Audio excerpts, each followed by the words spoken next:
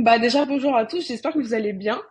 Moi je suis super contente de vous retrouver pour ce live, vu que ça fait pas mal de temps qu'on en parlait, donc c'est le jour J, donc je suis super contente.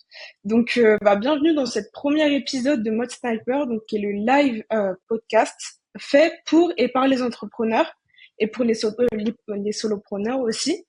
Donc dans ce live podcast, on va parler de vente, de branding, de business, etc. Et en fait tout ce qui concerne en bref les solopreneurs. Et du coup pour ce premier épisode, j'ai l'honneur de recevoir Luc, qui est un spécialiste de la question du setting sur les réseaux sociaux.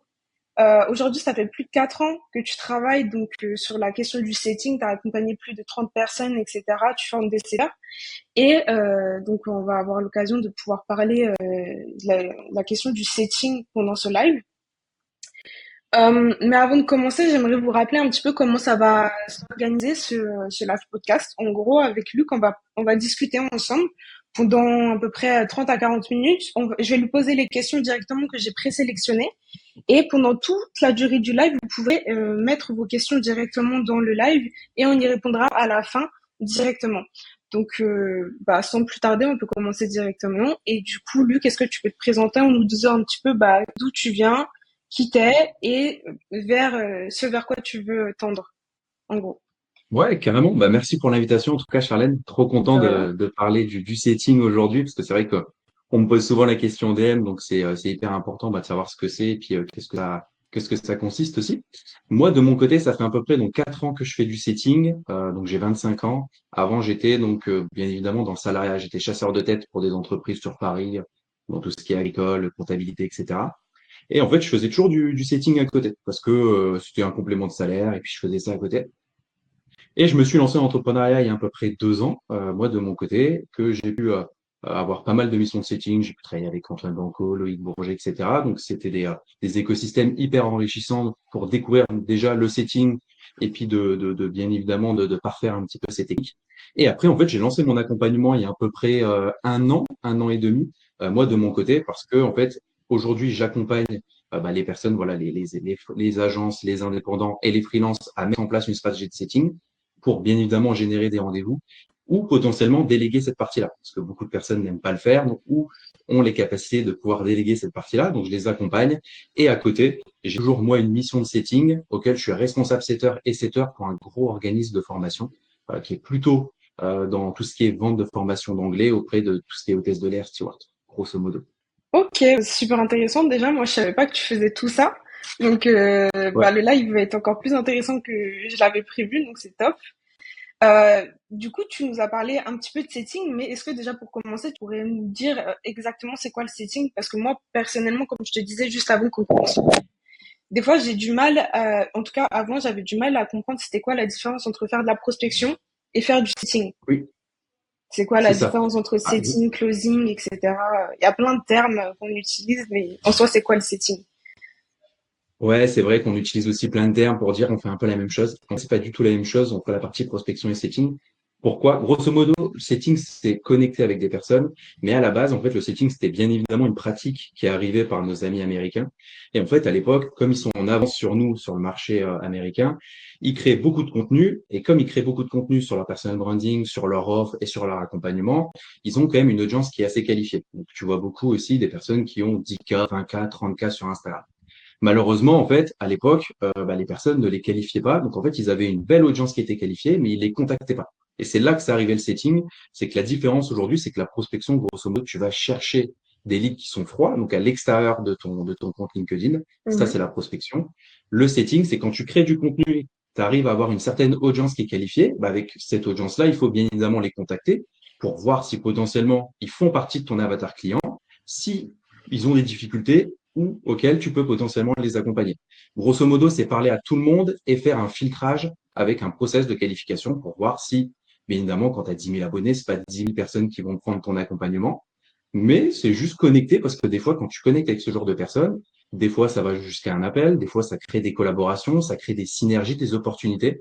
Et c'est vraiment ça la différence entre le setting et la prospection. Grosso modo, aujourd'hui, il faut faire les deux si vous créez du contenu. Si vous ne créez pas de contenu, là, pour le coup, vous faites que de la prospection. Ok, bah super intéressant. Au moins, comme définition, c'est assez clair. Et du coup, pour rebondir, comment tu définis en fonction de, ok, tu as telle et telle personne dans tes abonnés, comment tu définis, ok, cette personne, je vais aller vers elle et comment je la qualifie? En gros, quelles sont les différentes étapes pour la qualifier du moment où c'est une personne qui est dans tes abonnements jusqu'à, bah, ça devient un client. C'est quoi les différentes étapes? Bah, le plus important aujourd'hui, c'est vraiment de se poser. Alors, ça paraît un peu bête, mais c'est vraiment de se poser et aujourd'hui connaître son avatar client. Mais quand on dit connaître son avatar client, c'est pas, bah voilà, moi je contacte seulement les entrepreneurs. C'est les entrepreneurs que je contacte, qui ils sont, quel type de structure, quelles sont leurs habitudes de consommation, qu'est-ce qu'ils veulent, qu'est-ce qu'ils entendent, quel type de promesses. Et vraiment de détailler. Alors, vous pouvez utiliser ChatGPT pour vous aider, pour faire vraiment une trame très très bien écrite sur ça. Mais l'idée, c'est quand même de poser ce cadre pour savoir qui je dois contacter et qui fait partie de mon avatar client. Alors bien évidemment, en fonction des offres que vous avez, potentiellement ça peut être que des SEO. Est-ce que c'est des SEO qui est dans la tech, dans le numérique? Est-ce que dans le numérique, c'est les responsables marketing que je dois contacter? Vraiment de se focus sur la partie avatar client. Et une fois que c'est bien mis en place, vous pouvez potentiellement passer à la deuxième étape. Mais c'est vraiment le plus important, c'est poser le cadre et savoir après à qui contacter pour pouvoir bien évidemment décrocher des rendez-vous par la suite. Ok.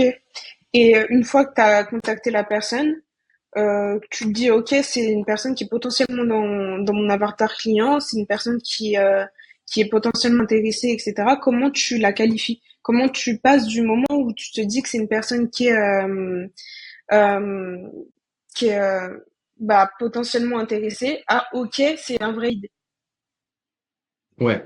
C'est pour ça qu'en amont, il faut vraiment mettre un critère de qualification qui soit viable pour votre business et votre avatar client. Et en fait, chaque structure a un process de qualification qui est précis et en adéquation avec leur business. C'est vraiment ça le plus important, grosso modo. Donc, vraiment faire un travail de fond et en forme. Et après, seulement, vous rentrez dans la phase de setting auquel, en fait, grosso modo, il y a 5 phases quand vous rentrez dans la phase de setting. C'est la première phase, c'est de créer une connexion qui est propice à l'échange, donc de connecter avec la personne. Comment je connecte avec elle? C'est assez simple. Est-ce que je vais connecter sur un de ses posts, sur sa biographie, sur son entreprise, sur ce qu'elle a à la projeter peut-être, ou peut-être sur une actualité ou une newsletter. Dès que vous avez trouvé l'accroche, c'est ça qui va faire la différence. Pas besoin d'accroche, et c'est ça qui est un peu différent, c'est que il faut déterminer si vous visez plutôt le B2B ou le B2C. Si vous visez plutôt le B2B, il va falloir un message très percutant, pas brut de décoffrage, mais qui est direct. Quand vous visez tout ce qui est SEO, fondateur, responsable marketing. C'est des personnes qui sont très peu sur LinkedIn, mais une fois qu'ils vont voir votre message, il faut donner envie. Si vous êtes, imaginons, infopreneur et vous vendez un accompagnement ou du coaching, la démarche est totalement différente. Et aujourd'hui, il vaut mieux être beaucoup plus humain, parler de la personne, connecter avec elle pour voir si potentiellement elle répond à Mm. votre avatar client. Une fois que vous avez fait ce premier message, vous devez bien évidemment identifier ses douleurs, ses désirs, ses joies, ses rêves et si elle a des difficultés.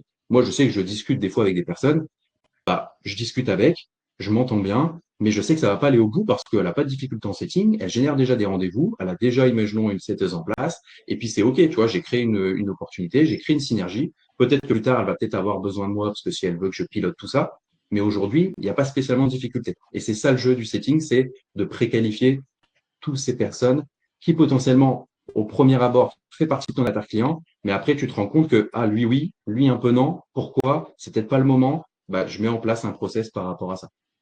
Ok. Et tu as des types de questions particulières, par exemple, que tu peux poser ou pas forcément en fait, est-ce qu'il y a des questions à poser pour les qualifier ou juste c'est du feeling et tu discutes avec la personne et en fonction de ce qui se passe, tu C'est que c'est bien de mettre en place, on va dire, des critères de qualification. Il y a des grandes questions qu'il faut qu'à tout prix que tu poses pour préqualifier une personne, parce que c'est vrai que si tu le découvres seulement en closing et que tu te rends compte que tu peux pas l'accompagner parce que tu n'as pas décelé cette information, c'est assez problématique de perdre 45 minutes. Donc l'idée, c'est quand même d'avoir des grandes questions et après, tu verras que dans ta phase de setting, bah, chaque prospect est différent et ok. chaque, on va dire, critère de qualification et question que tu vas poser va être changeante en fonction de la nature du prospect. Ok, et du coup, les grands types de questions, est-ce que tu as des exemples pour qu'on comprenne mieux les types de questions? Et juste, je fais une petite aparté, si vous avez des questions dans le chat, n'hésitez pas à les mettre, on y répondra à la fin. Ouais, donc ouais, grosso modo, les questions, en fait, pour le B2B, ça va être plutôt qui est décisionnaire, quelles sont vos difficultés, grosso modo aujourd'hui, et vraiment des questions qui vont être en rapport avec votre secteur d'activité. Si vous visez, imaginons le marketing, est-ce que vous avez déjà fait appel, imaginons, à une consultante extérieure sur la partie marketing? Est-ce que vous avez des sujets aujourd'hui sur cette partie-là? Sur la partie B2C, il y a des questions faut déterminer, c'est l'avatar client, potentiellement le budget. Donc, il y a des reformulations de phrases que tu peux émettre dans les conversations pour savoir un petit peu si aujourd'hui il a une volonté de passer à l'action ou non. Bien évidemment, aussi lui apporter de la valeur, donc via des e-books, etc. Et aussi déceler ses difficultés. Donc, comment on décèle ses difficultés? C'est en fonction de chaque secteur. Mais moi, tu vois, typiquement dans mon business, j'essaie de savoir si la personne, elle est seule ou non, si elle a une équipe de setting, si elle a des process qui est mis en place. Est-ce qu'elle a déjà fait appel à un consultant? Toi, typiquement, je prends ma situation. Ça peut être viable pour vous, mais pas pour les autres business. Mais l'idée, c'est vraiment ce genre de structure et savoir si aujourd'hui, peut-être, est-ce qu'elle atteint combien de rendez-vous par semaine? Est-ce qu'il y a des améliorations à faire?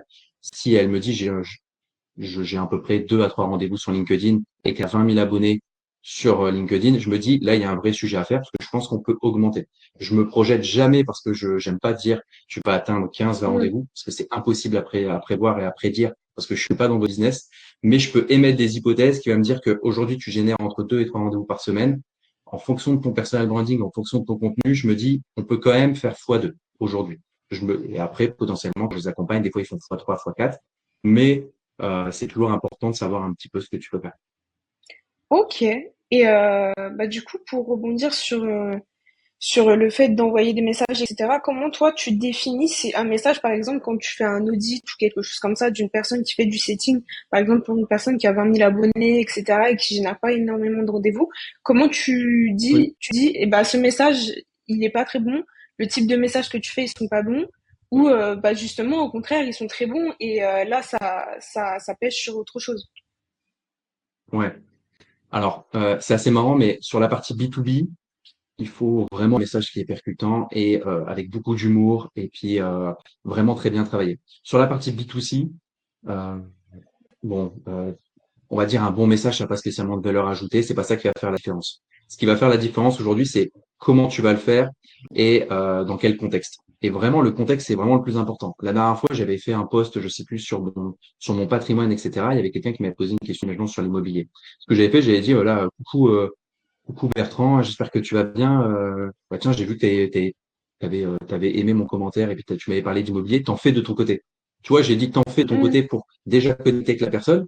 Pourtant, je vends pas d'accompagnement sur l'immobilier. Je vends un accompagnement sur le setting. Mais juste en faisant ça, la personne, elle a dit, mais franchement, j'adore comment tu fais. Parce qu'en fait, je pensais que tu allais m'envoyer un pâté avec plein d'espace, qui me propose un rendez-vous parce que j'ai parlé d'immobilier, j'ai parlé de ton van. Elle a dit, bah là, en fait, tu m'as juste demandé si je faisais de l'immobilier, et pourtant t'en fais pas, toi, bah, j'en fais de mon côté de manière perso, mais pas de manière professionnelle et je vends pas Mm. d'accompagnement à côté. Et juste, c'est l'intention qui compte. Et c'est ça qui va faire la différence. Et après, le plus important, c'est vraiment de mettre des datas. Ça veut dire qu'en fait, un bon message, même si vous envoyez 5 messages et que vous avez 5 réponses, vous allez dire, bah, 100% taux de conversion, j'ai un message hors norme. L'idée, c'est pas spécialement de faire ça, c'est vraiment de mettre des datas en place pour voir si, quand vous faites à peu près 100 à 200 messages, combien de taux de réponse vous avez. En moyenne, quand vous faites de l'outbound, donc quand vous faites de la prospection, donc pas du setting, vous avez entre 15 et 25%. Ça, c'est les datas, grosso modo. En moyenne, sur LinkedIn, il y a des études qui le prouvent sur cette partie. Sur la partie setting, c'est plus conséquent. Pourquoi? Parce que les personnes vous connaissent votre contenu, aiment bien votre personal branding, votre contenu, etc. Et c'est beaucoup plus impactant. Donc, le taux de réponse entre 25 et 50%. Si vous faites 100 messages et que votre taux de réponse il est de 20% en lead-band, c'est problématique. Et là, c'est qu'il n'y a pas, c'est pas la meilleure manière de faire par la suite. Donc, c'est Ok. vraiment ça le plus important, c'est mettre des datas en place. Sur la partie Mm. B2B, vraiment travailler à fond le message. La partie B2C, n'hésitez pas à vraiment rebondir sur un élément personnel ou professionnel de la personne. Du style, punaise, je viens de voir que tu as lancé ta nouvelle newsletter, Charlène. Trop bien. Comment ça se passe de ton côté? Tu as pu avoir des nouveaux clients. Juste des petites questions comme ça, c'est, c'est banger et puis vous allez augmenter votre taux de conversion que potentiellement automatiser dans des séquences de prospection via l'Emlist. Ça peut être encore le cas quand tu fais de l'outbound, mais sur la partie inbound, en setting, il faut surtout pas faire ça. Bah, justement, c'était une de mes questions, c'est est-ce que c'est possible d'automatiser le setting? Et sinon, bah si oui, surtout comment on Alors, fait. Mais sinon, bah non. ouais. Bah, après, souvent, quand on dit automatisation totale. Moi, je le déconseille. Par contre, il y a des choses que tu peux automatiser pour gagner en productivité, gagner en réception des messages, etc. Et ça, c'est possible. Tu vois, typiquement, il y a des logiciels comme il y a du link qui te permet d'extraire des likes et des commentaires. Ça te fait on va dire, une base de données. Et après, avec cette base de données, soit tu envoies un premier message, alors soit tu envoies le même message, que je conseille pas, ou soit après, tu fais des messages qui sont personnalisés.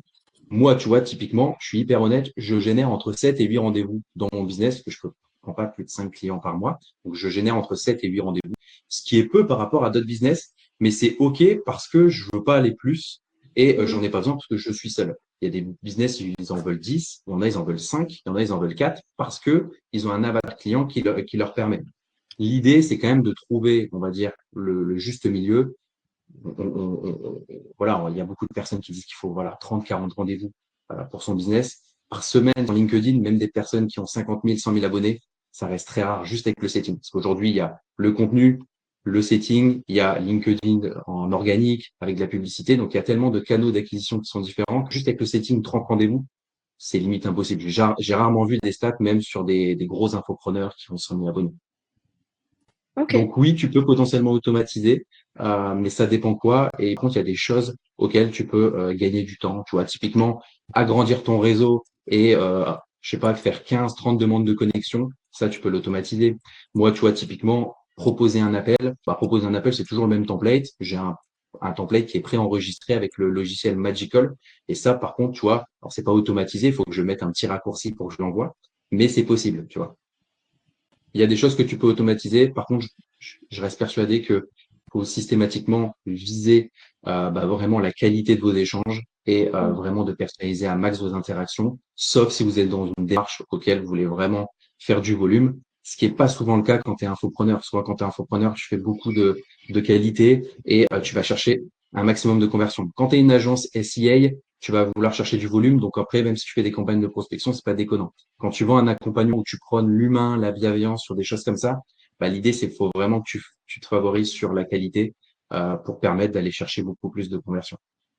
Ok. Et justement sur la question de la qualité et du temps que ça prend, toi, enfin, les personnes que tu accompagnes, généralement, ça prend combien de temps? Parce que moi, je sais qu'il y a des personnes, je les ai pas accompagnées sur la partie du setting, plus la partie de comment tu prospectes en général sur LinkedIn.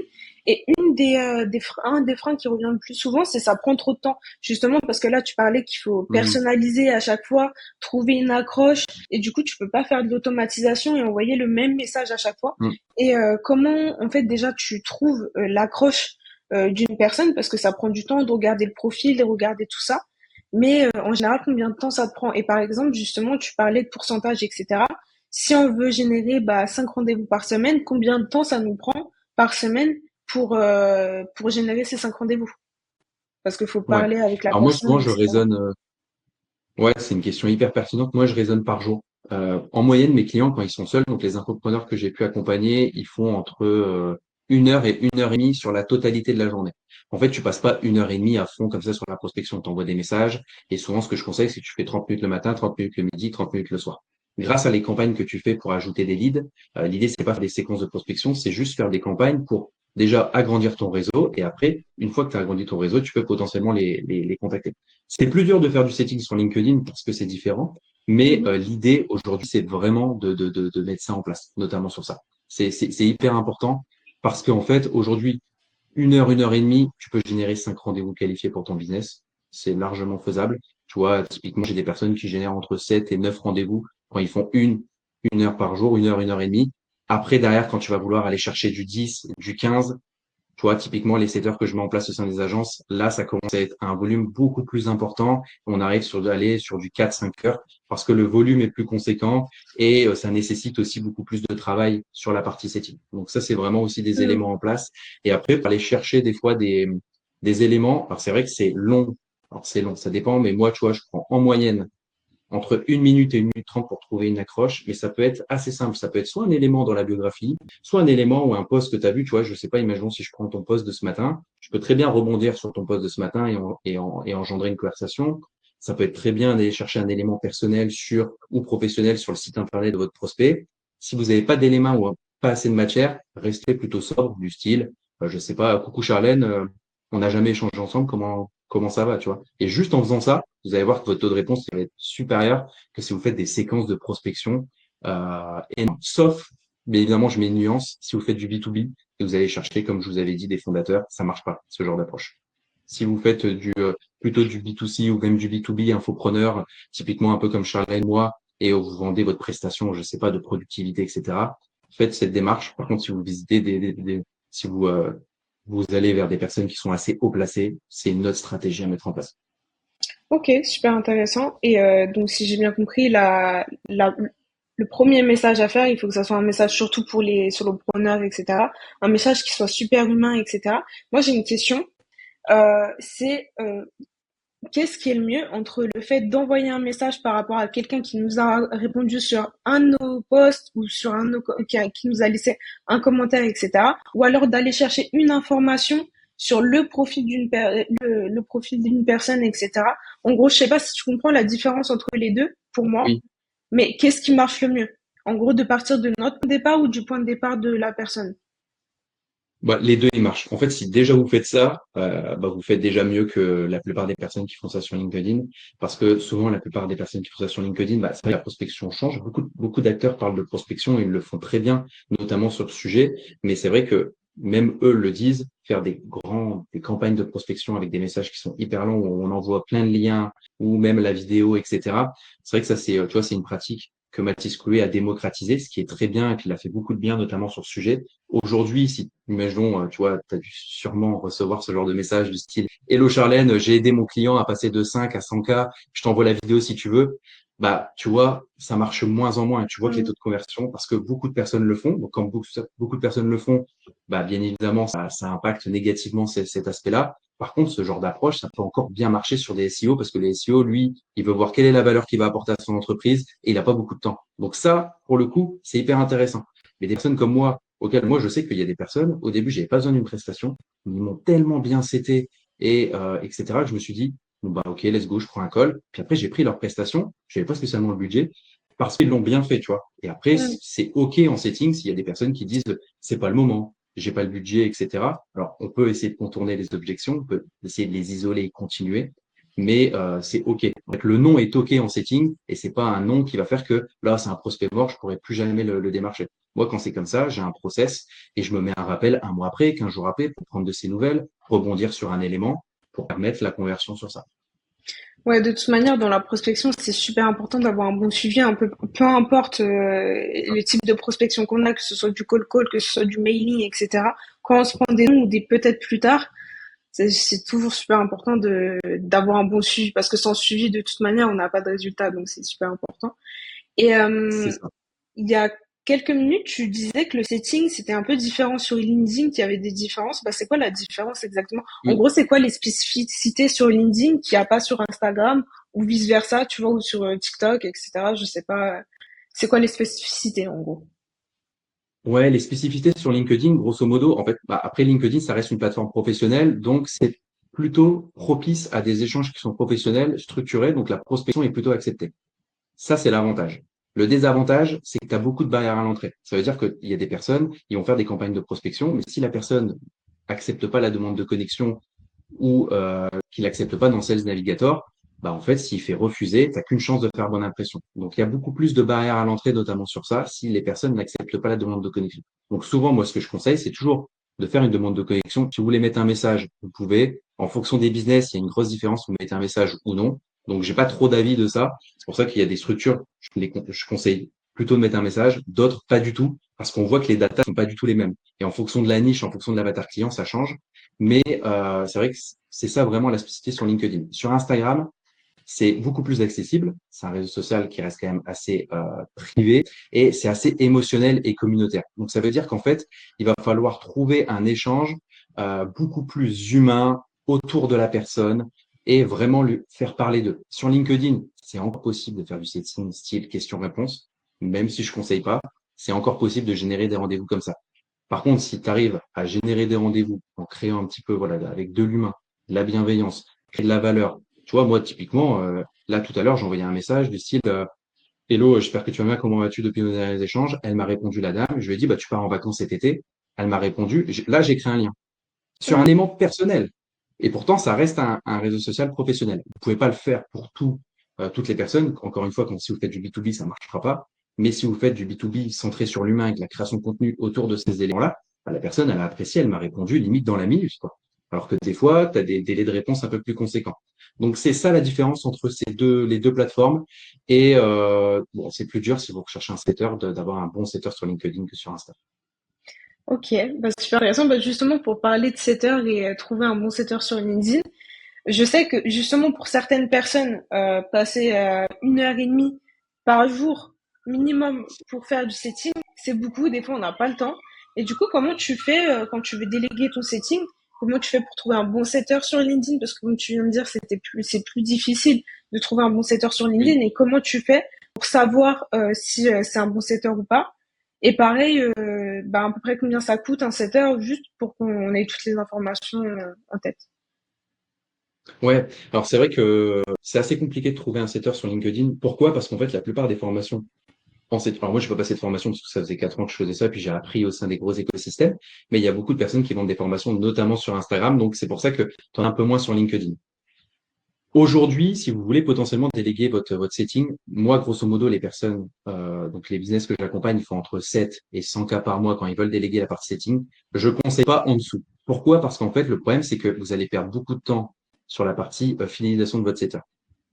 Le souci, c'est que si vous faites 3 000 euros de chiffre d'affaires et qu'imaginons vous vendez des offres à 2 000, les gens vont me dire, bah voilà, t'imagines si mon setter il en vend 3, je suis déjà à 6 000, donc je suis dedans. Le problème, c'est que c'est factuel, en fait. Il y a rien qui prouve que vous allez vendre 3 prestations. C'est que de la data qui est un peu superflue. Là, aujourd'hui, 5 000 euros de chiffre d'affaires, même si ton setter il est au-dessus du marché et tu le rémunères 10%, bah, ça te fait quoi? Ça te fait 10, ouais, ça te fait 500 euros par mois. Donc, il faut qu'il ait d'autres missions. Donc, c'est pas viable à long terme. S'il a un autre business qui fait 20K et lui propose 8%, bah, c'est beaucoup plus avantageux d'aller dans ce genre de business qu'un business qui fait 3 4 000 euros de chiffre d'affaires. C'est juste une question de rémunération, une question d'équilibre et notamment sur ça. Donc, moi, je sais que les personnes, ils viennent me voir et me disent, voilà, Luc, je fais 4 000 euros de chiffre d'affaires. Je dis, malheureusement, je pourrais pas t'accompagner parce que quand tu fais un investissement avec mon accompagnement, je veux que tu aies des résultats et malheureusement, tu pourras pas fidéliser la personne. Et surtout Ok. qu'avec 4 000 euros de chiffre d'affaires, tu peux le faire seul, que tu le veuilles ou non. Quand tu arrives sur du 7 et 10, je comprends la finalité que tu puisses potentiellement déléguer. Une fois que tu as posé ça, t'as deux solutions.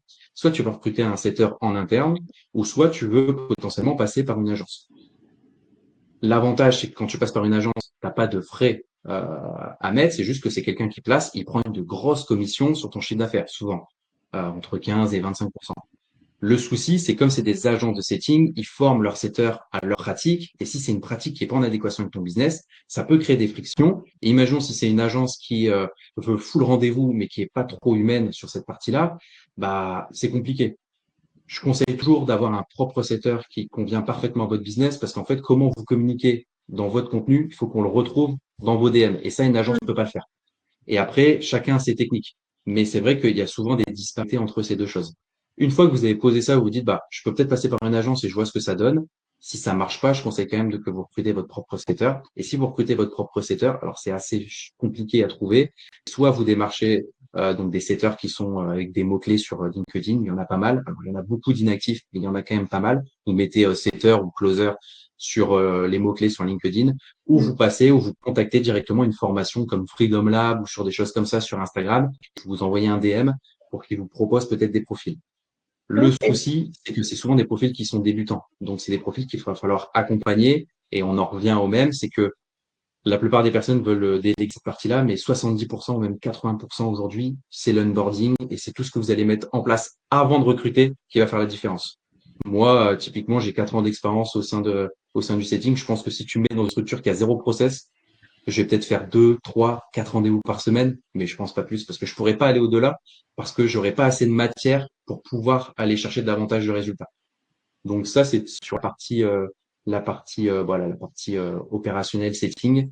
Et après, le plus important, c'est vraiment de trouver, si vous avez deux, trois bons profils, trouver quelqu'un qui fit avec vous, auquel vous ressentez même que ce soit en termes de valeur humaine, sur le marché, sur l'audience, qu'il adhère, il adhère avec le même ton, les mêmes valeurs et surtout, en amont, quand vous recrutez un setter, faites des jeux de rôle. Moi, c'est ce que je fais pour mes clients, c'est que quand j'arrive, je mets un process de recrutement, je mets une annonce, par exemple, typiquement, ou j'ai quelqu'un dans mon réseau, et imaginons j'ai 5 personnes. Sur ces 5 personnes, je vais leur faire 5 mises en situation. Donc, je vais me faire passer pour un prospect de mon client et on va faire des jeux de rôle comme ça. Si je vois qu'il y a des lacunes et que ça peut s'améliorer, j'y vais. Si je vois qu'il y a trop de lacunes ou il n'est pas du tout à l'aise avec LinkedIn, là, je lui conseille voilà, de peut-être trouver une autre offre en adéquation avec son profil. Ça reste quand même la base et après, trouver quelqu'un auquel vous fitez et que vous sentez humainement qui peut vous apporter et surtout, bien évidemment, le former quotidiennement avec des points hebdomadaires chaque semaine. C'est le plus important. Ok, bah, c'est super clair. Ok. Moi, j'avais une petite question, c'est plus sur les relances. En ce Mm. moment, alors je sais pas si je suis la seule, mais je vois énormément de personnes qui relancent avec des mèmes. Euh, Oui. Est-ce que c'est une bonne chose à faire juste avec les mèmes? Et sinon, comment on fait une bonne relance, tout simplement? Jusqu'à combien de relances tu peux faire? Voilà, à peu près. Il n'y a pas spécialement de bonne relance. Par contre, moi, je suis toujours partisan de dire que pas plus de trois relances quand je fais ma phase de setting, espacées de J+2. Donc moi, mes relances, je les fais toujours 2 jours après. Pourquoi? Parce que sur LinkedIn, c'est moins commun d'aller sur ce réseau social et de discuter. Même si même moi, je le fais assez rapidement et beaucoup de personnes le font assez rapidement, c'est un peu moins commun. Sur Instagram, le délai de réponse, tu vois, il est très faible. Sur LinkedIn, c'est différent. Donc, c'est pour ça que les mêmes, ça peut faire la différence. C'est pas ça qui va faire que vous allez avoir une réponse tout de suite dans l'heure. C'est un des moyens qui fait partie de relancer humainement un prospect.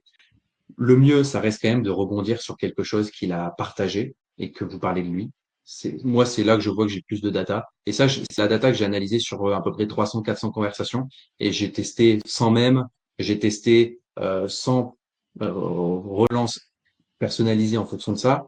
Et j'ai vu que le taux de conversion était beaucoup plus conséquent sur ça. Et après, j'ai fait du style, mon message est passé à la trappe, tu vois, typiquement les messages Hmm, classiques que tu peux faire. J'ai vu la différence entre ces 3 datas-là et c'est vrai que le premier message personnalisé, ça prend plus de temps, mais ça reste quand même plus viable. Les mêmes, ça marche, hein, mais évidemment, ça marche en mhm, fonction de l'avatar client. Il faut bien faire attention à ça. Mais voilà, pas plus de 3 relances, espacer de J+2 sur LinkedIn, J+1 sur Instagram. Et après, n'hésitez pas à voilà, jouer sur l'humour, vraiment faire des choses très friendly en fait. Ne vous prenez pas la tête. Surtout que si vous créez du contenu, vous allez faire beaucoup de post storytelling. Donc en fait, vous n'êtes pas vous n'avez pas une casquette professionnelle à tout prix, voilà, nœud cravate, et puis voilà, je suis Luxo de Mont, et puis je suis directeur. À la rigueur, ceux qui font ça, c'est OK, ils le font pas. Mais quand vous créez beaucoup de posts storytelling, vous parlez de vous, vous parlez de votre famille, etc., n'hésitez pas à jouer sur l'humour. Ça, hmm. chacun son humour, chacun fait ce qu'il souhaite, mais ça joue. C'est ça, moi ce que j'aime bien dire, c'est que LinkedIn, ça reste tout de même un réseau social. Donc un réseau social, C'est ça. ça reste des humains. On n'est pas en train de partager des CV ou en train de faire du networking très sérieux. Ça reste un réseau social. Et, euh, Exact. et du coup, tu parlais justement de création de contenu. Est-ce que tu peux faire du setting si tu fais pas de création de contenu? Si tu fais de la création de contenu, quel type de création de contenu tu conseilles pour pouvoir avoir un setting qui est plus pertinent? Alors, on prend à proprement parler, aujourd'hui, si tu fais pas de création de contenu, tu peux pas faire de setting. Parce que le setting, c'est créer une audience qui est qualifiée, et après, tu filtres. Aujourd'hui, sur LinkedIn, le plus important, c'est créer du contenu. Avec ce contenu-là, on génère des likes, des commentaires, des interactions, des visites de profil, parce qu'en fait, il n'y a pas seulement que sur les contenus qu'on peut aller chercher aussi des interactions. Les visites de profil et les demandes de connexion, quand quelqu'un fait ça, c'est de lead-band, donc c'est du setting, grosso modo. Parce que c'est quelqu'un qui vous recherche, que ce soit via les mots-clés, via les tendances, etc. Donc ça, de la partie setting, c'est hyper important. Donc c'est vrai que si vous faites pas de création de contenu, vous pouvez pas faire de setting. Et aujourd'hui, c'est important de faire création de contenu, setting et prospection. Prospection, aller chercher à l'extérieur de votre contenu. Si vous avez moins de 3000 abonnés, je conseille quand même d'avoir cette répartition entre 70% de prospection, 30% de setting, parce qu'au début, quand on crée du contenu, on n'a pas trop de likes et de commentaires. Donc, c'est important de faire les deux, parce que l'avantage avec LinkedIn, c'est qu'on peut faire beaucoup de prospection. A contrario, avec Instagram, c'est pas la même chose. Et après, quand vous avez, on va dire, entre 5 et 10 000 en fonction de vos impressions, moi, je fais pas beaucoup d'impressions et pas énormément de likes par rapport à certains, mais pourtant, j'arrive facilement aussi à faire du setting. Et moi, je suis plutôt aujourd'hui entre du 60-40. Donc, je fais toujours de la prospection parce que ça me permet d'agrandir mon réseau et de connecter avec des nouvelles personnes. Et je fais toujours aussi du setting parce que je suis obligé de voir un petit peu dans mon audience, peut-être qu'il y a des difficultés, etc. Donc, c'est vraiment ça le plus important. Mais aujourd'hui, si on reste factuel, si tu fais pas de contenu, tu peux pas faire de setting parce que t'as pas de like, t'as pas de commentaires, sauf tu peux Hmm. en faire sur les visites de profil, mais ça reste assez peu. Tu vas pas en avoir énormément pour pouvoir faire du setting convenablement. Ok. Super intéressant. Et donc, ouais, faut créer du contenu. De toute manière, moi, j'aime bien dire que LinkedIn, c'est un peu comme un iceberg et qu'en gros, au début, Ouais, tu as toute la partie création de contenu, partager de la valeur, faire du storytelling, ajouter des personnes dans ton réseau, etc. Et après, tu as l'autre partie qui est vraiment la prospection et le setting. Et du coup, c'est ça. pour toi, c'est quoi les grandes différences entre la prospection et le setting? Parce que, à part la clé d'entrée, est-ce que tu as des grandes différences dans la manière dont tu vas aborder une personne, etc.? Ouais, il y a des grandes différences sur la partie outbound. Donc, quand je dis outbound, c'est donc bien évidemment sur la partie prospection, ça va être plus dur de convertir un prospect. Donc, les conversations vont être légèrement un peu plus longues. Il faut apporter davantage de valeur. Et comment on peut apporter de la valeur? C'est bien évidemment donner des conseils, des astuces. Moi, ce que je conseille souvent quand les structures, quand je les accompagne, c'est bien évidemment, à mon avis, ce sera ta prochaine question, mais de faire des lead magnets, faire des sondages, mais aussi d'avoir 5 lead magnets en fonction de 5 difficultés de ton prospect. Il faut vraiment identifier 5 difficultés de ton prospect pour faire 5 lead magnets qui est uniquement en exclusivité pour le setting, pour qu'ils se disent, punaise, Luc, il envoie tellement de lignes mais celle-là, je l'ai jamais vue, il me l'envoie en privé, donc je crée un sentiment d'exclusivité. Et c'est ça qui fait la différence, parce que on peut apporter des solutions par message, via une note vocale, ce qui marche beaucoup hein, sur LinkedIn si vous êtes seul et que vous faites ça. Là, pour le coup, c'est vraiment banger les notes vocales, notamment sur ça. Et quand vous apportez que ce soit des guides, des astuces, un lien Notion, une vidéo, un réel, etc. En fait, vous apportez systématiquement de la valeur supplémentaire avec vos messages, le guide, une note vocale. Et en fait, c'est beaucoup plus euh, important de faire ce genre de pratique que si vous faites des questions-réponses. Ah bah tiens, si tu penses, et puis j'imagine que, en fait, bon, j'imagine, mais après, tu n'apportes pas spécialement de valeur, donc il n'y a pas trop d'intérêt. L'idée aujourd'hui, c'est vraiment d'avoir une conversation qui va être plus longue. Donc les grosses différences, ça va être sur ça. C'est un profil en inbound sur la partie setting, ça va être plus simple de le chauffer parce qu'il consomme tes contenus. Donc, il sait de quoi tu parles. Peut-être il connaît ton accompagnement. Mm. Peut-être qu'il connaît tes résultats clients. Peut-être qu'il a déjà vu ton profil LinkedIn. La partie outbound, quelqu'un qui est assez froid, peut-être qu'il va le faire plus tard, dans 1 mois, 3 mois après. Mais c'est plus compliqué à chauffer. Donc, c'est vrai que c'est deux stratégies totalement différentes. Et souvent, ce que je conseille, c'est en outbound, envoyer aussi pas mal de valeur. En outbound, vous n'êtes pas obligé, mais c'est quand même assez priorisé. Ok. Donc, si j'ai bien compris, c'est favoriser d'envoyer de la valeur ajoutée vraiment quand tu fais du setting, Ouais, mais tu peux t'en passer quand même ou pas. tu peux t'en passer. Euh, tu peux t'en passer. Ça dépend de la manière dont comment tu le fais. Tu peux t'en passer, mais ça va être, tu vas le ressentir en fait dans ton taux de conversion.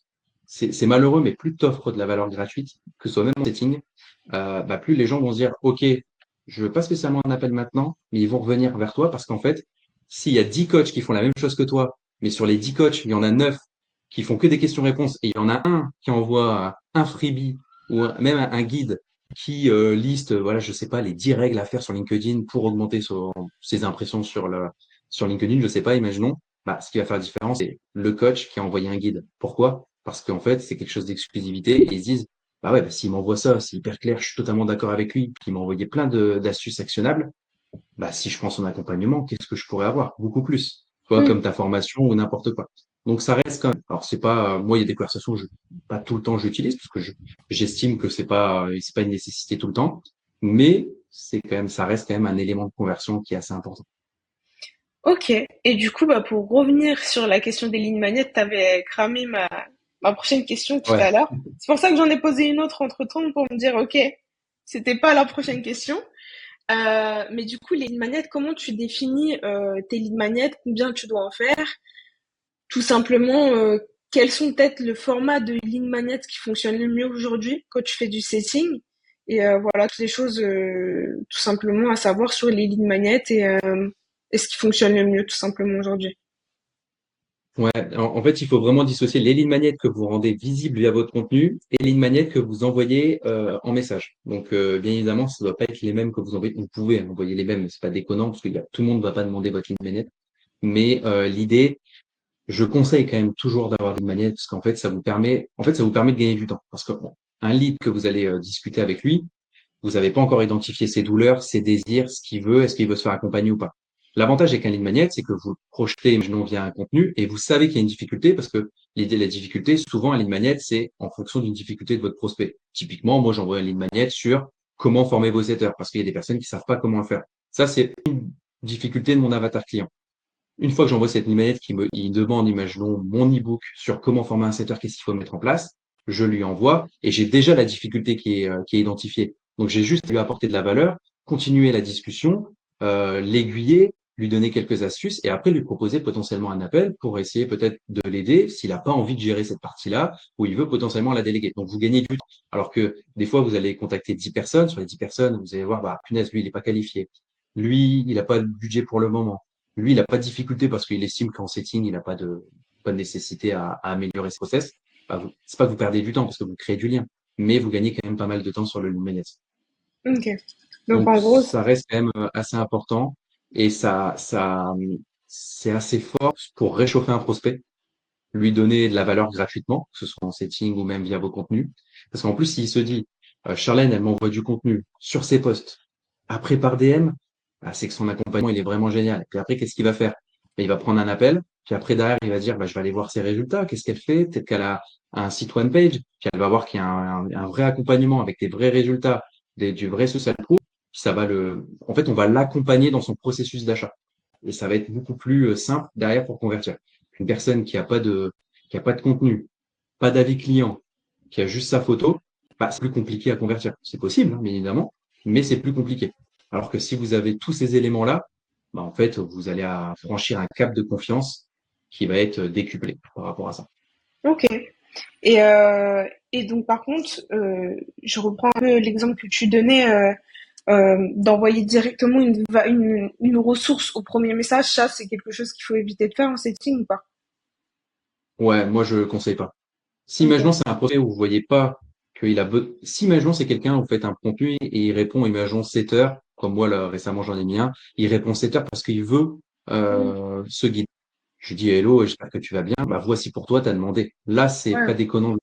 Par contre, ne l'envoyez pas à tout le monde sur des campagnes de prospection sans qu'il le demande, parce que là, c'est vraiment rédhibitoire et ça peut créer des frictions aussi avec votre prospect. Par contre, vous pouvez très bien, comment dire, l'amorcer dans la conversation. Typiquement, il y a quelqu'un qui me dit, bah, Luc, j'arrive pas à générer des rendez-vous. Je dis, bah, ok, t'inquiète, pas de souci. Bah, moi, je te conseille de faire ci, ça par message. Bah, tiens, si tu veux, j'ai pensé à toi. J'écris un guide qui va te permettre d'avoir peut-être amélioré tes process. Et là, vous demandez à votre prospect, et souvent les personnes vont dire oui ou non. Si vous disent oui, vous l'envoyez. Si vous disent non, bah, pas de souci, t'inquiète. Si jamais tu souhaites l'avoir plus tard, nos soucis. Mais pas le faire comme ça, envoyer à tout le monde s'il le demande pas, surtout pas. Ok. Et maintenant, moi, j'ai une question parce que le setting, on est bien d'accord, l'objectif, c'est d'obtenir un rendez-vous, de faire passer à l'action. À partir de combien de messages tu peux te dire, ok, bah là, je peux lui proposer un rendez-vous et comment t'amorces ça? Comment tu te dis, ok, bah là, je te propose un rendez-vous à partir de quel moment et comment tu fais ça de manière naturelle? Parce que je sais que j'avais Mhm. entendu que si tu fais durer trop longtemps la conversation, quand tu proposes un rendez-vous, Tout à c'est pas fait. une bonne idée parce que la personne peut se sentir entre guillemets un peu trahie, se dire, ok, bah moi je pensais Mhm. que la personne n'était pas là pour me prospecter et finalement si.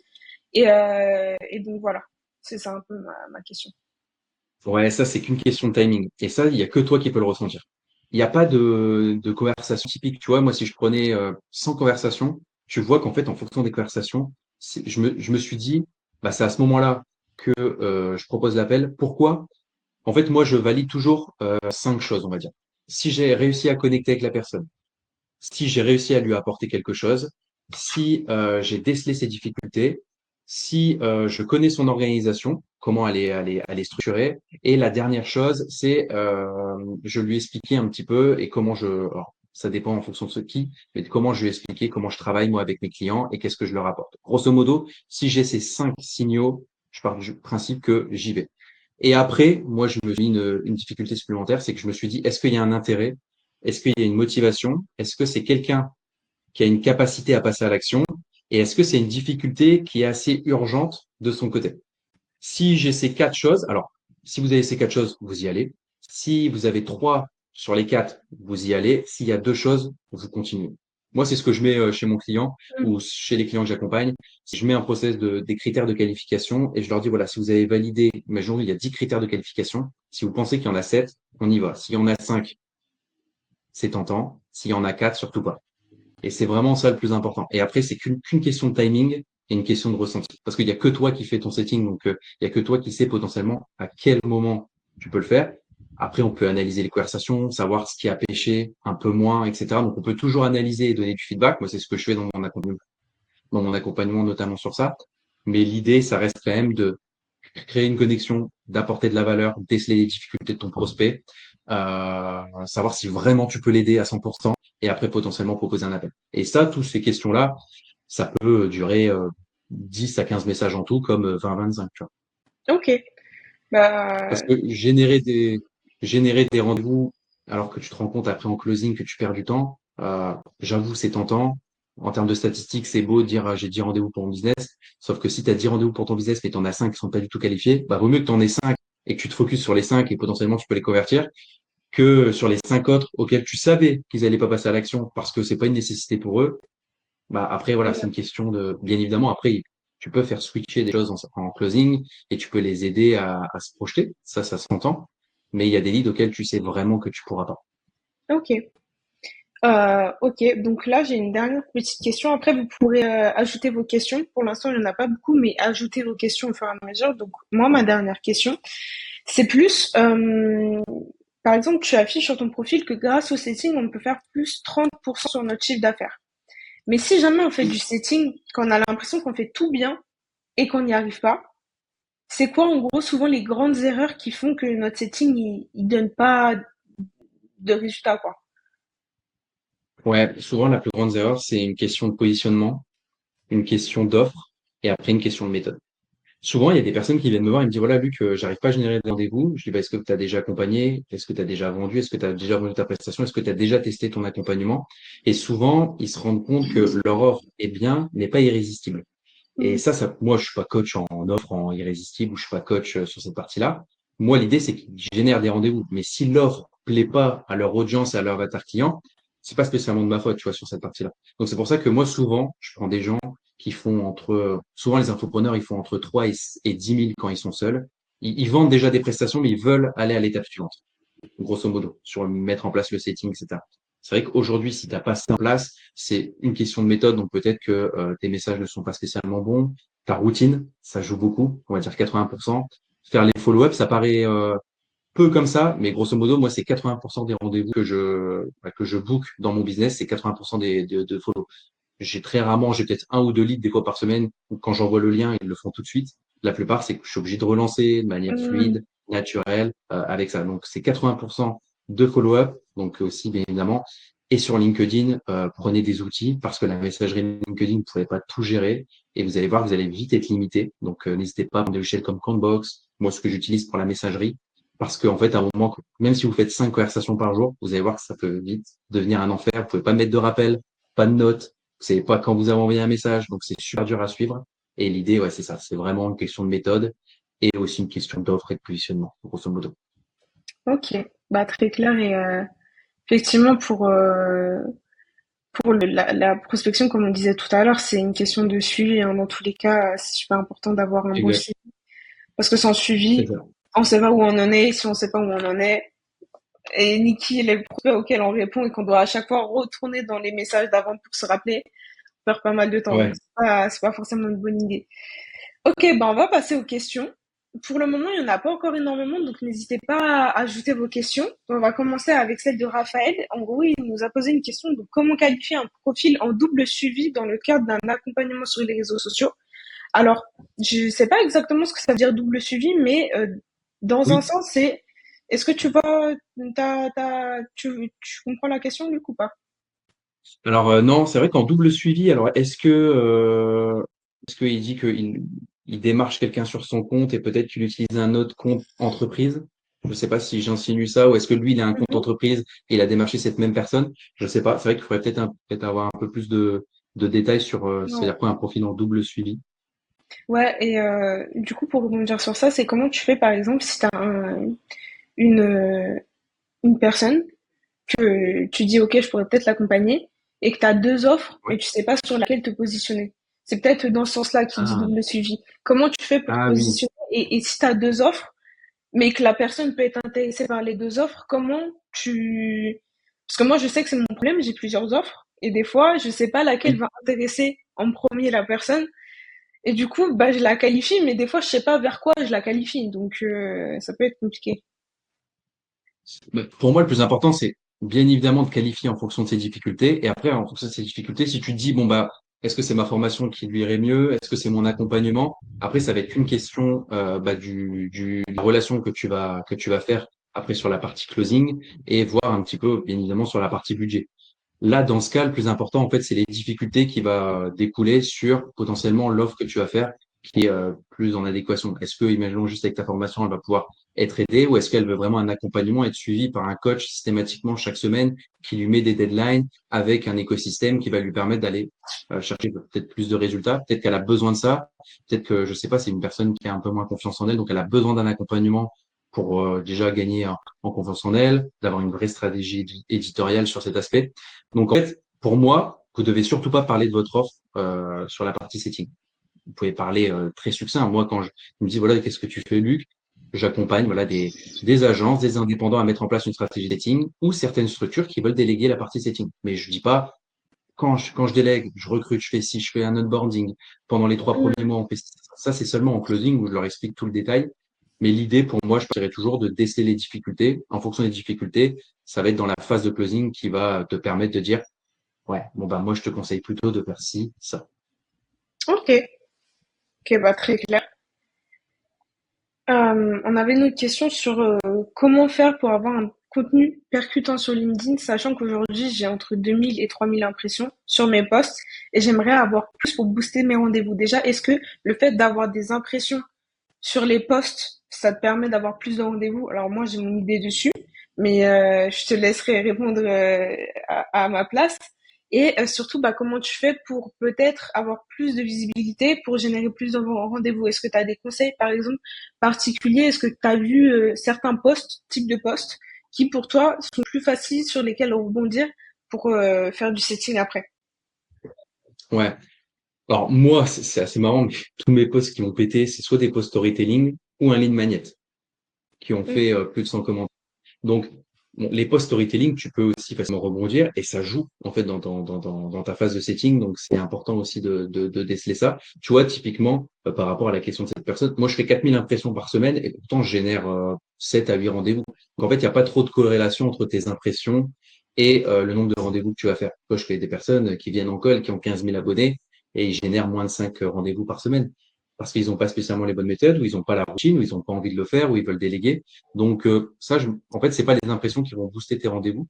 Par contre, c'est ton contenu qui va influencer leur prise de décision par la suite quand tu vas les avoir en setting, en closing. Parce qu'en fait, ils valident des intérêts systématiquement. Quand tu vas parler de ton accompagnement, quand tu vas parler dans ton contenu d'un témoignage client, bah, ça va t'aider en setting en fait sur cette partie-là parce qu'en fait, il va le consommer systématiquement chaque jour. Donc en fait, pour moi, il n'y a aucun intérêt de booster ces impressions pour avoir plus de rendez-vous. Au contraire, en fait, je connais des personnes qui ont 1500, 2000 abonnés et qui génèrent 5, 10 rendez-vous par semaine parce qu'ils ont les bonnes méthodes. Donc, en fait, les impressions, ça sert juste à t'aider sur la partie setting et closing, mais ça t'aide pas à booster, on va dire, tes rendez-vous. Exactement. Et puis, pour une question de visibilité aussi, ça se passe que par les posts, c'est aussi en fonction de Oui, quand tu as ta cible, tu vas aller t'abonner à ta cible, tu vas aller commencer à connecter avec ta cible, etc. Et c'est pas forcément que par les posts que la visibilité va oui, être boostée. Donc, c'est important. Et puis, moi, je te rejoins totalement sur le fait que booster ses impressions, c'est pas mal pour avoir plus de visibilité, mais en soi, c'est pas grâce à ça que tu vas avoir plus de rendez-vous. Si tu vas avoir plus de rendez-vous, c'est bah, tout simplement avoir les bonnes méthodes, comme tu disais toi-même. c'est ça. Exact. Alors, il y a Fabien qui nous parlait il y a du link et est-ce que tu penses que c'est le meilleur outil du marché selon toi? Il a un client qui fait de l'outbound en setting. Est-ce qu'il y a d'autres outils? Il y a toujours autant d'intérêt sur cet outil ou pas? Alors, il y a d'unique meilleur outil, il y a plein d'outils, hein. Alors moi, en fonction de mes clients, je respecte toujours la volonté de mes clients. Donc, tu vois, souvent, la plupart du temps, mes clients, ils utilisent soit il y a du link, soit Canvas. Grosso modo, ou Lemlist. C'est les trois outils qui reviennent souvent. Donc, il y en a pas un qui se... Bon, Lemlist reste quand même assez viable et il y a quand même pas mal de choses à faire. Même s'il y a du link, il y a plus de data pour analyser ton business. Donc, il n'y a pas un outil qui sort du lot. Bon, après, c'est vrai que ça, c'est la question. C'est vrai qu'il y a beaucoup de clients qui ne veulent pas faire d'outbound setting. Pourquoi? Parce qu'en fait, ils veulent pas automatiser des fois certaines choses et ils ont peur que ça impacte sur la partie impression.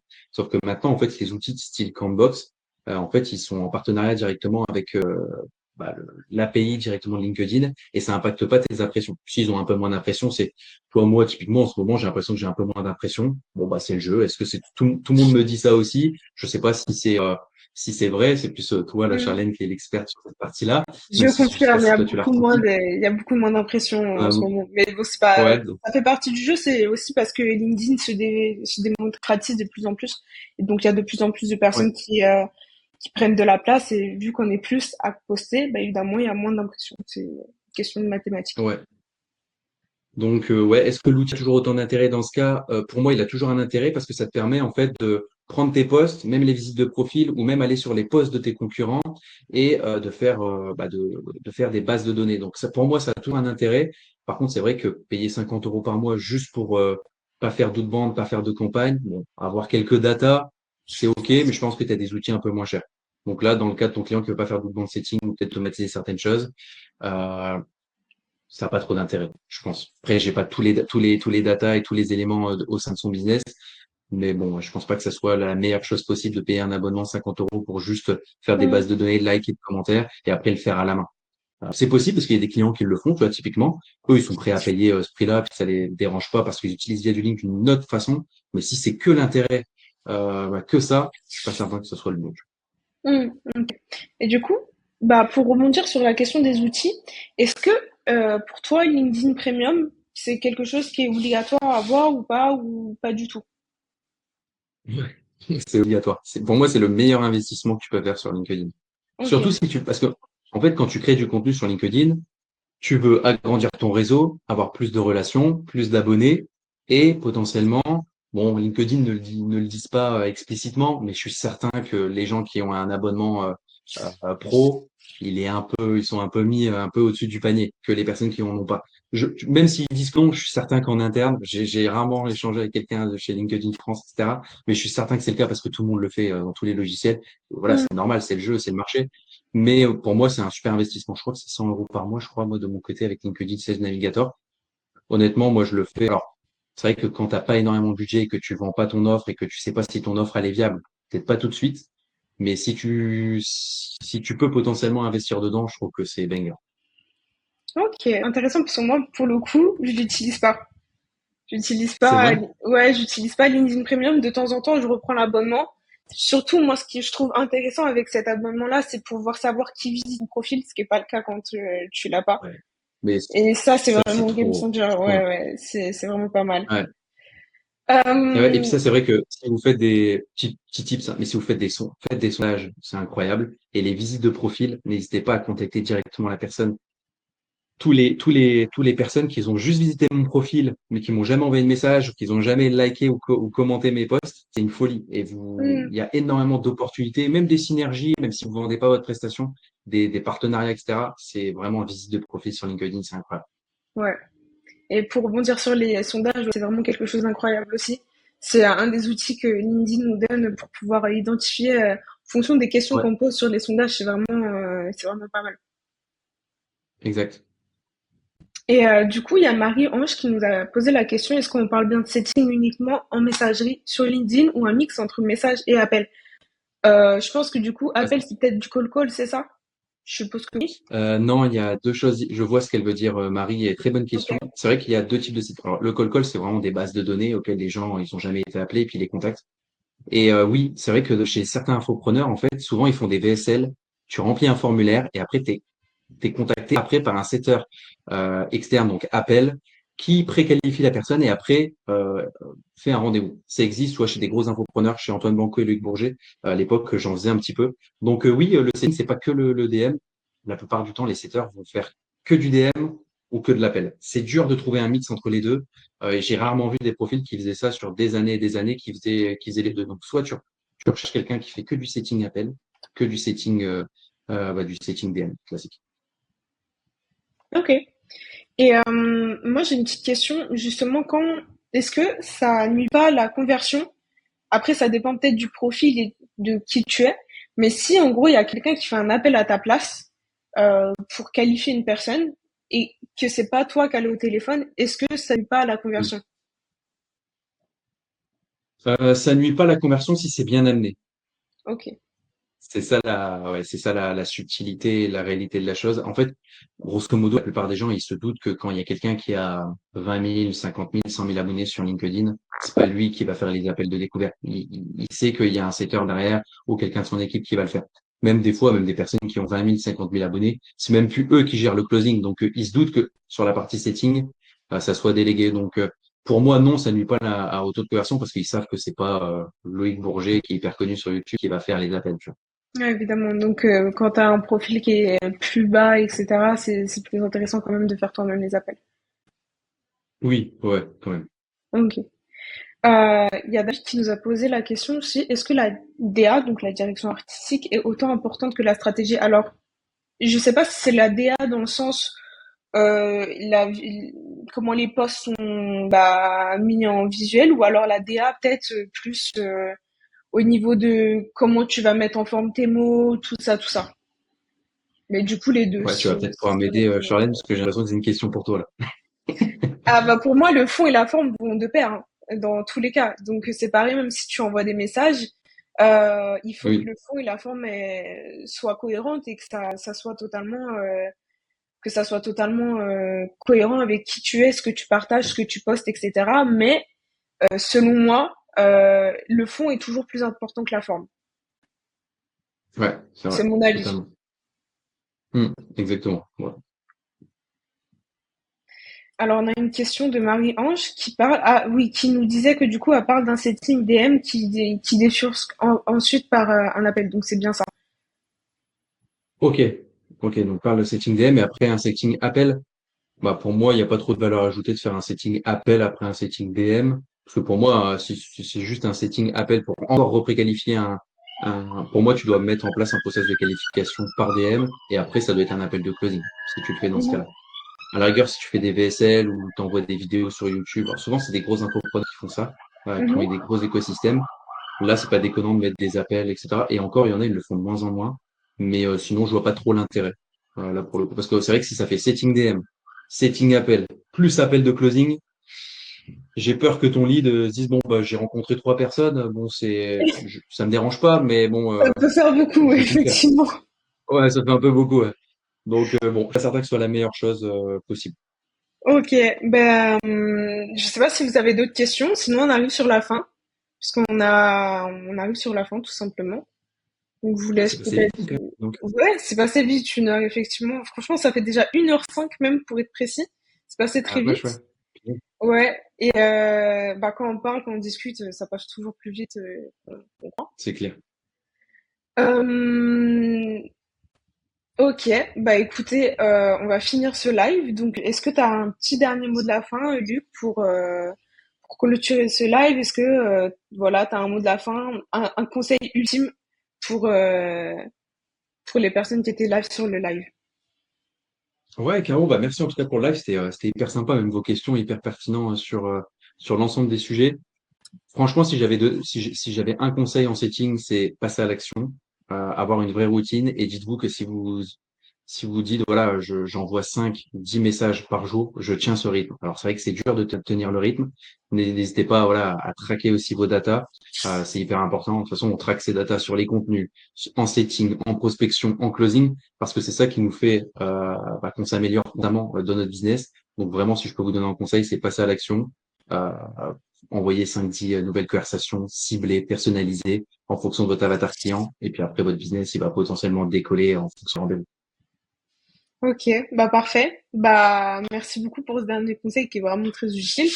Et bah écoutez, on se dit au mois prochain. Donc on se dit à la prochaine fois pour le prochain épisode de Mode Sniper. Et puis bah merci à toi Luc d'avoir participé à ce premier épisode. J'étais content de t'avoir avec nous. Bah, merci à toi, Charlène. Bon courage pour les prochains. Tu auras aussi pas mal de travail et pas mal de thématiques à voir. Donc, Ouais, cool. Cool, cool, cool. ouais. Bah écoutez, merci beaucoup. Et puis bah passez tous une bonne journée, un bon lundi, une bonne semaine. Et puis bah à très vite. Ciao. Salut, salut. Salut.